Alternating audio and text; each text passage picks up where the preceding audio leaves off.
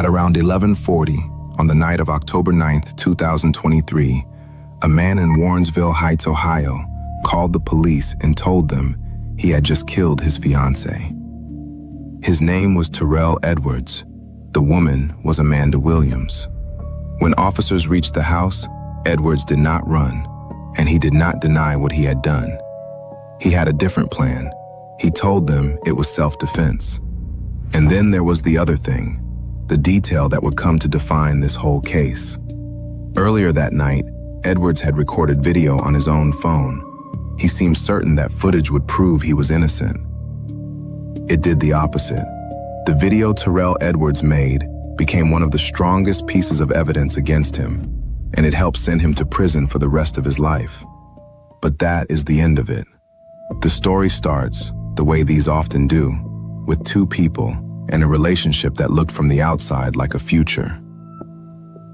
Amanda Williams was 46 years old, and she was a known face in her part of the Cleveland area. She owned a salon called A La Mode Styles, and to the people who sat in her chair, she was Amanda the stylist. She was a mother, she was a sorority sister, and a member of her church. She had built the business herself, and she had years of loyal clients who came back to her again and again.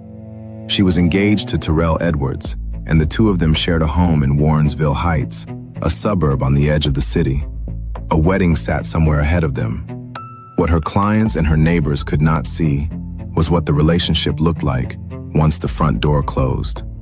According to the people closest to Amanda, her time with Edwards had been shaped by abuse and manipulation that had built up over a long stretch of the relationship. The most dangerous thing in her life was not somewhere out in the world. It was the man she had agreed to marry. That danger stayed hidden underneath an ordinary-looking engagement, right up until the night it broke into the open. What happened inside that house does not rest only on the word of the man who walked out of it alive. That is the strange, dark center of this case, because part of the night was recorded by Edwards himself. At some point during the argument that ended Amanda's life, Edwards had his phone out and recording. The footage is not a clean picture. For much of it, the camera is obscured, the phone moving around, the image blocked, but you can hear it. On the recording, the two of them are arguing. Their voices rise, and then there is a sound, a sharp contact against the phone itself. Edwards would later tell police that this was the moment Amanda stabbed at the phone screen with a knife. Seconds after that sound, on the same recording, there are gunshots. And then there is what the recording does not contain, which is the part prosecutors would come back to again and again. In the video, Edwards can be seen getting up on the side of the room where he had found the gun. And after the shots, before the recording ends, there is no cry of shock, no panic, no sound of a man horrified by what has just happened in front of him. The footage simply goes quiet, and then it stops. The police had been called out that night for what came in as a domestic disturbance. What they found was Amanda, shot inside the home she shared with the man who called it in. She was rushed to a nearby hospital. She did not survive. Amanda Williams was pronounced dead, having been shot 6 times. Then there was the man who had made the call. There was no unknown intruder to hunt, no masked stranger, no mystery about whose hand had held the gun. Edwards had said he did it, and the recording placed him in the room. The only real question he left open was why, and he had his answer ready before the police ever arrived. Self-defense. He said the two of them had been arguing. He said Amanda had come at the phone and had him with the kitchen knife. He said the 6 shots were a man protecting his own life. That was the story.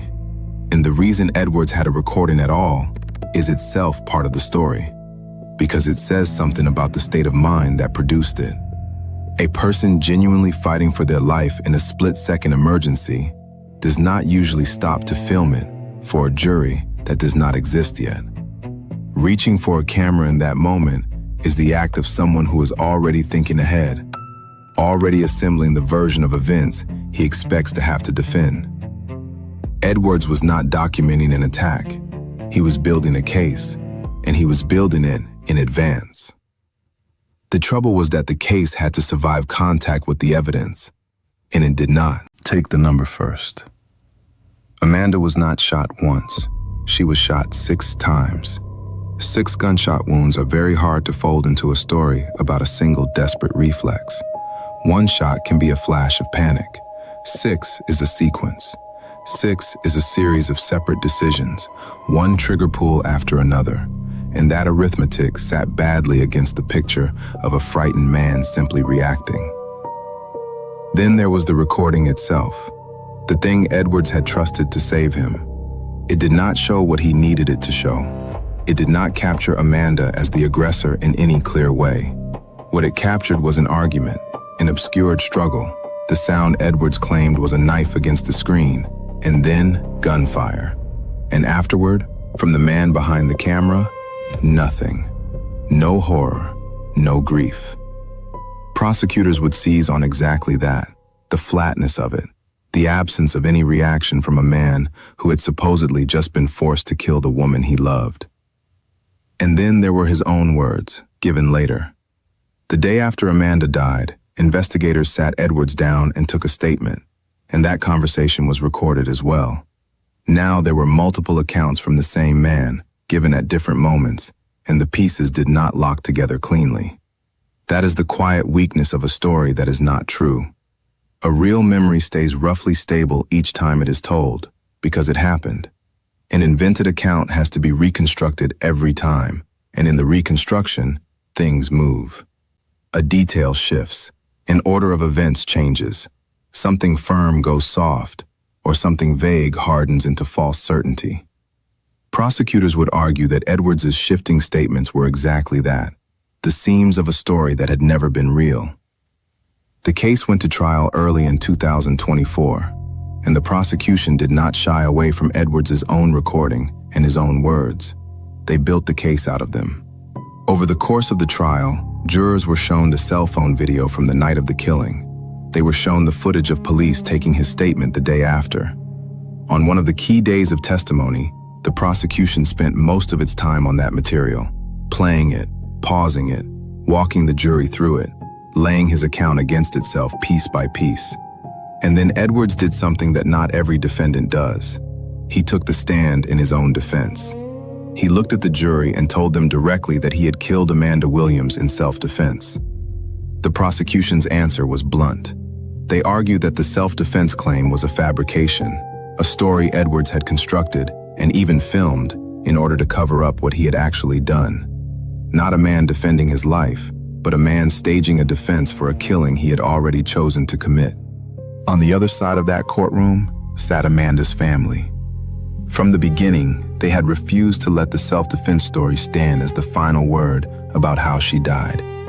They stayed present.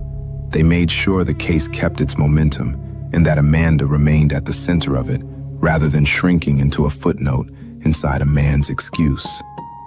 A Cuyahoga County grand jury had already laid out the full weight of the charges. 1 count of aggravated murder, 2 counts of murder, 2 counts of felonious assault, and 1 count of domestic violence, the charge that named out loud the thing Amanda's family had been describing all along. On the 4th of March, the jury reached its decision. They convicted Terrell Edwards of murder, along with felonious assault and domestic violence. The recording had not saved him. The self-defense claim had not held. His own testimony from the stand had not turned them.